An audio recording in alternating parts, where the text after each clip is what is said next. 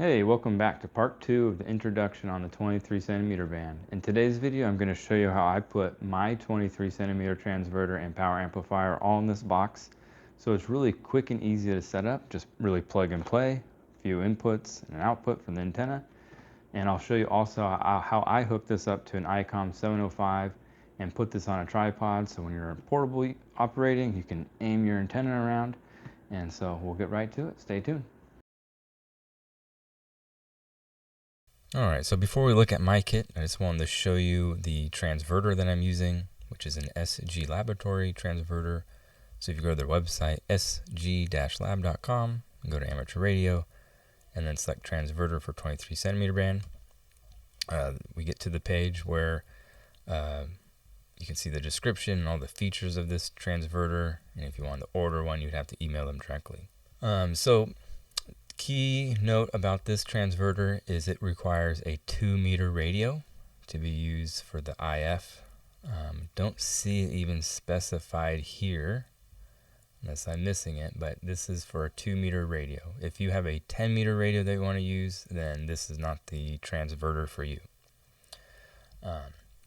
Some neat features about this transverter is you can have, with some configuration settings, which I'll show you, in this transverter, there are some pads that you can unsolder and then solder for changing if you want to have receive and transmit on one SMA port, so sharing a transmit and receive antenna, or you can change it to have a split receive and transmit, so using a separate antenna for transmit and a separate antenna for receive. I'm using the receive transmit on the same antenna, so just using the one SMA. Another cool feature for this is it can accommodate different radios in the sense for push to talk. I am using an ICOM 705 where I use a audio cable, basically like a headphone cable, that goes from the send/ALC jack to the push to talk jack on the transverter.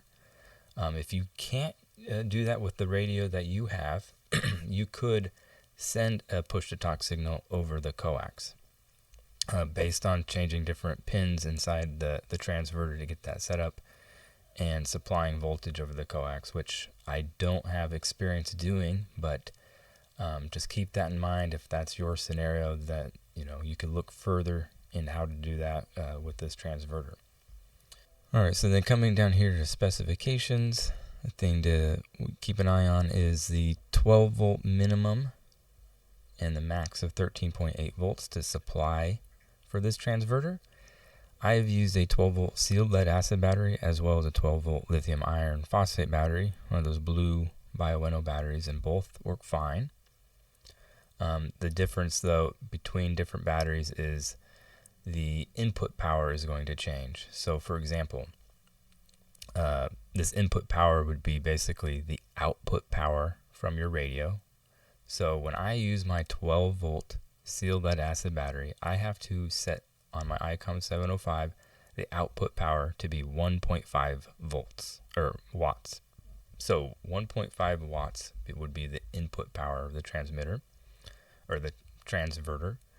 And then when I use the Bioenno battery, the 12 volt lithium iron phosphate battery, I have to set the output of my ICOM 705 to 800 milliwatts. So then 800 milliwatts would be the input to the transverter. And so typically you would be getting 2 watts out from that transverter. So another key thing would be the coax you use. When you set this up for the first time, use the same coax. Because if you change coax, a lower loss coax or shorter runs or longer runs, that's going to reduce how much input power is getting into the transverter. So you might have to increase or decrease how much power you're using on your ICOM 705 or other radio you're using. So when you do first get this transverter, obviously you can't just use it right off the bat. There is some setup to do. Not just connecting cables, but inside are some pads that you can unsolder and solder if you want to switch from sharing one SMA between receive and transmit, or if you want to split receive and transmit up onto their own antennas, then there's some setup you can do for that. And there's also these jumpers, and there's some setup instructions that tell you what these jumpers are for, and also this VTT/power pin, which I believe is used for switching between using your coax for push to talk, sending voltage over it. So first thing you'd want to do is set these pins to the proper configuration, and then you're going to have to adjust your input power. So how much power you're outputting on your radio going into the transverter to where you get this nice green LED to light up. Too much power, you're going to get a red light. Too little power, you'll get no light, and then if it's still a little too low, it'll be orange. And then also checking SWR. So you hook up an antenna or a dummy load when you're adjusting this, and you definitely want a green SWR. So here's some description on the jumpers. The version of the transverter that I'm using, I got a later version, so I don't think they've updated their website, but mine has 5 jumpers. So I'm going off of memory because I set mine up like maybe 4 years ago now, and I did not want to take my box all apart to see what I had. But going off of memory, jumper 1 I have set to off because I'm using normal operation, not using a repeater. For 2 I also have off, and right here this FIF, that's going to be what you set your radio to. So for my example, I am using my ICOM 705, typically on single sideband or Morse code, and so I would set my radio dial on the ICOM 705 to 144.2, and that would then translate into a signal of 1296.2 megahertz. So if you're using, want to maybe get into FM, like your radio's FM and can't go lower, then you'd probably want to put this on to where your IF, your input frequency, is up a little higher. And then for jumper 3 I have off because it's not using the repeater mode, and then 4 I have off because I'm using the push to talk port on the transverter and hooking that up to my radio.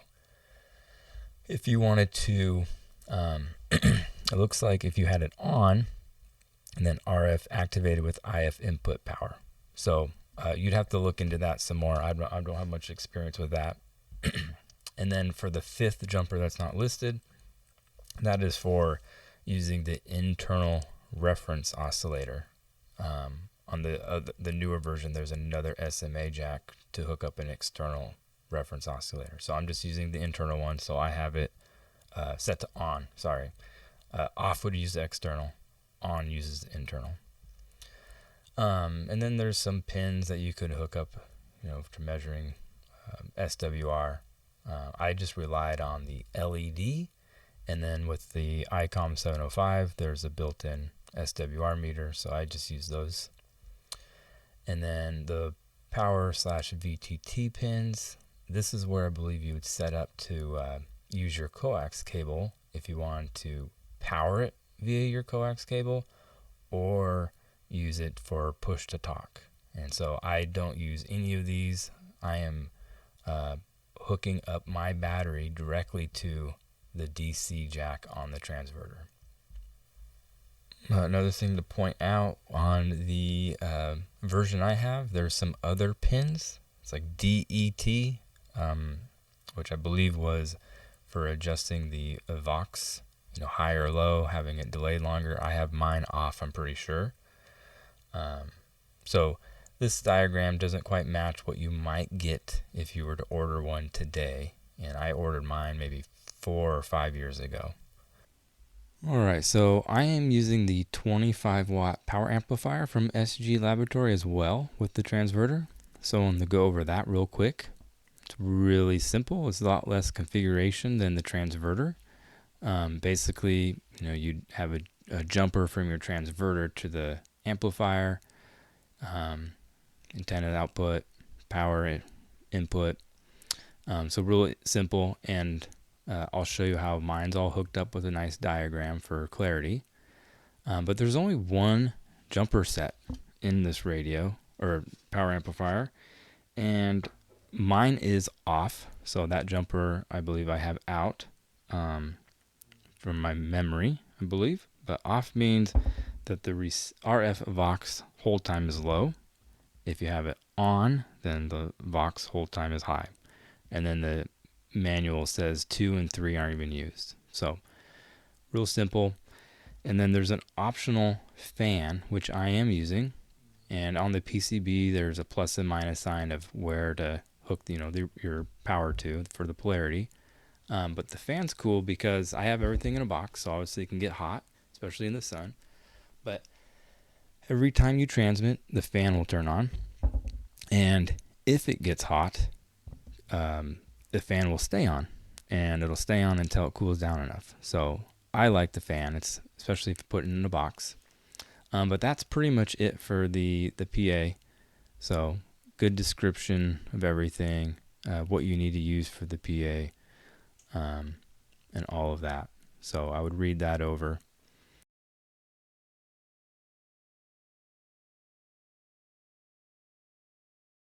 All right, one last piece of equipment to go over. This was recommended to me by another ham, and this is a keying relay. So if you're going to be using the amplifier, this is probably a good item to have. This is a little bit different model than what I have. I did order it from DX Engineering. In fact, it says it's model-SV-KR, not the DXE part. So maybe this was the replacement part because I did order it a few years ago, and I want to say I paid like $50 for it, not that, 110. But the input and output are like on the sides here instead of the front. But differences aside, the purpose of this is to protect your radio. So down here, this is a solid state switching interface designed to protect transceiver keying circuits from potential damage by amplifier relays. So it's just a protection device. I do recommend it. So throwing that out here, you don't have to get this exact one, just food for thought. Just look around, see what works for you. If you can make one, if you're capable, awesome. But definitely protect your radio. All right, so this is how I have everything set up in my box. So pretending this little bar here is the actual box. So I have a jack for the DC input. I've got a BNC connector for connecting my radio, my 2-meter radio, to the box. And then I have a standard 3.5 millimeter headphone audio jack for connecting my ICOM 705's Sensus ALG jack to this. And this is for the push to talk. So that connects to the keying relay, the input port. The relay's output goes to both the amplifier and the transverter. And then the DC obviously supplies power to the transverter, the keying relay, and the amplifier. So the 2 meters radio's antenna jack connects to this BNC, which connects to the IF SMA on the transverter. And then the transverter's receive/transmit SMA goes to the amplifier's receive transmit SMA. So again, if you were using a separate receive and transmit antenna, there would be 2 SMAs that you would have, one for receive, one for transmit, and they would just connect to the amplifier. The fan is optional, but that just connects directly to the amplifier. There's just 2 wires, a red and black wire, connects right there, gets its power from that, and then the amplifier connects to the antenna. So pretty straightforward. So let's actually go look at my box now and show you what that all looks like, just for a little bit more clarity. So this is the box that I put together that contains the power amplifier, the transverter, and the keying relay.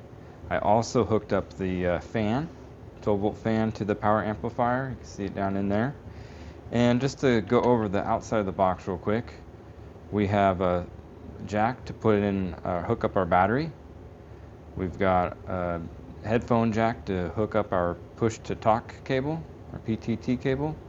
And then we have a a BNC connector to hook up the ICOM 705 to this transverter. And then just have a little air intake port. I just 3D printed this. You see it's empty under there, just to help with airflow. And on the other side, we have the type N connector to hook up the actual antenna to, and then another same thing, 3D printed part. So the hope is fan will intake air and exhale hot air out that end. And so 4 screws hold this lid on. I already loosened them so we can pop it off just to get a closer look. So I have here just some notes to myself. So if I'm using a sealed lead acid battery, my 12-volt battery, I need to set my ICOM 705 to output 1.5 watts. And then with the BioNO 12-volt battery, lithium iron phosphate, I have to set my ICOM 705 to output 0.8 watts. So the output of the radio is going to be the input for the transverter. And then a note here, if I'm at 144 megahertz, that will go to 1296 megahertz. And I forget the coax type that I use here for the jumpers. I'll put that, you'll see it just pop up for that here in a second. But I just have everything hooked up. So that way it's just really quick plug and play. I don't have to deal with anything in here. I just hook up stuff on the outside. But we have the transverter hooked up to the power amplifier, and all of that with that flow chart that I showed you, just to make it easier, but you get the idea. Nice and clean and tidy. One thing I want to point out, and you don't have to do this, you might be able to see, you see that little square aluminum? That one kind of slid out, but I have a whole bunch of them that line up along the whole bottom edge here. And that's just for, just to help keep the power amplifier cooler. I was like kind of thinking like a little radiator, so the cool air is getting pulled in from the fan, might sift through here and help cool it down a little bit more. And then underneath it's just like one of those little fabric things you'd put in the car or something to keep stuff from sliding around, just to kind of help hold it. And then this is just zip tied all on. So, and then for the antenna connector, I was able to get a little closer look, just directly connect right to. I didn't need any coax or anything, but that's, you know, a little bit more trickier to line everything up. So you might need a jumper. It's good to have on hand just in case. But nice and tidy, quick put together. So all I have to do is hook up 4 things: power, push to talk, my radio, and the antenna.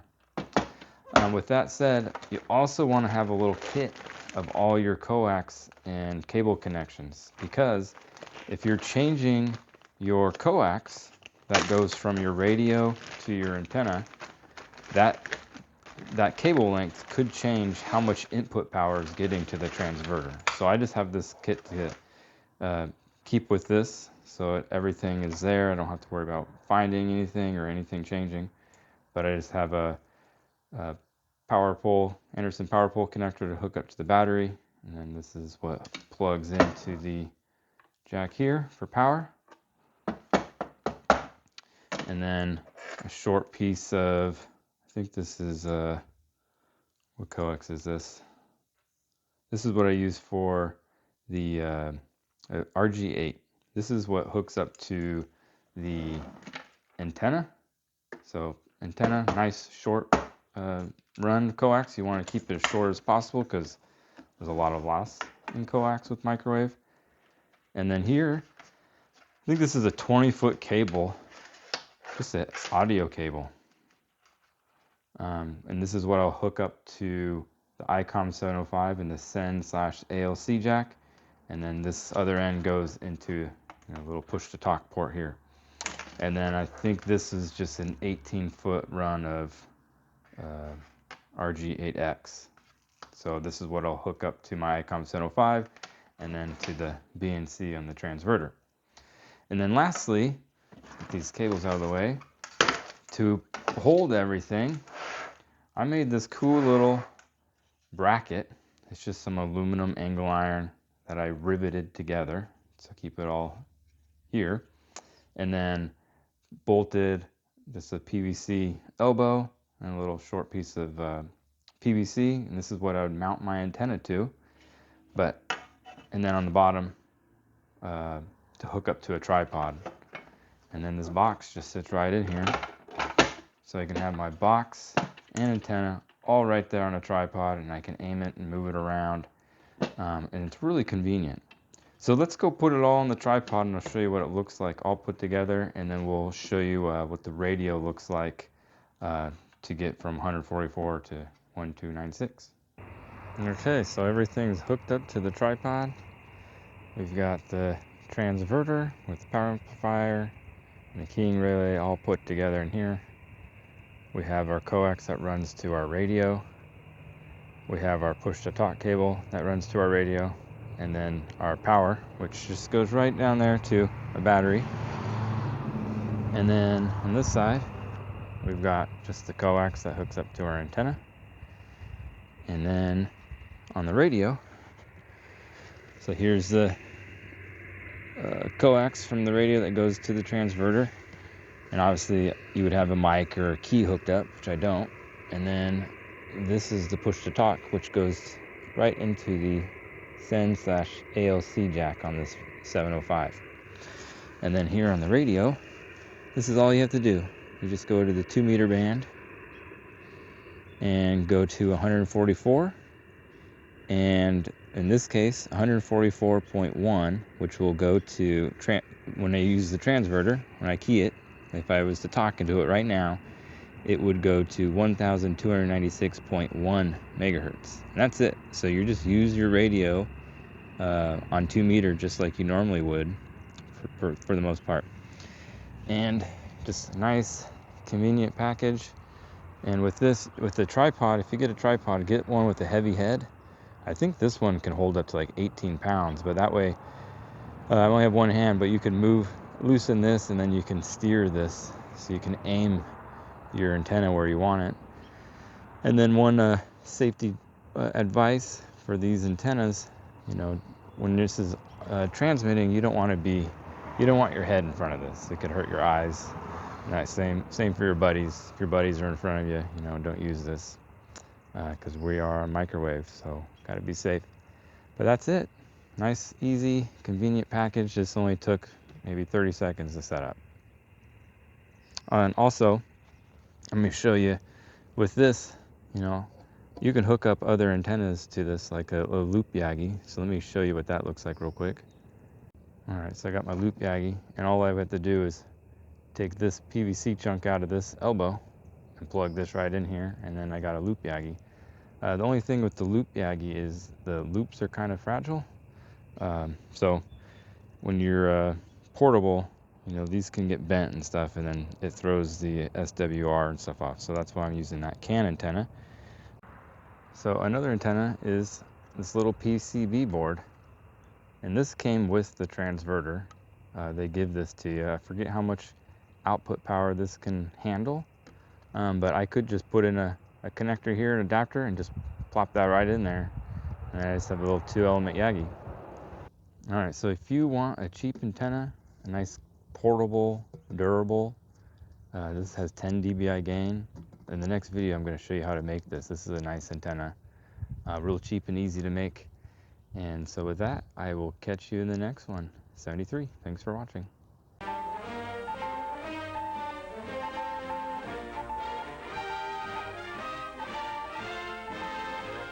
I'm now a radio man. You can bet your boots he knows his stuff.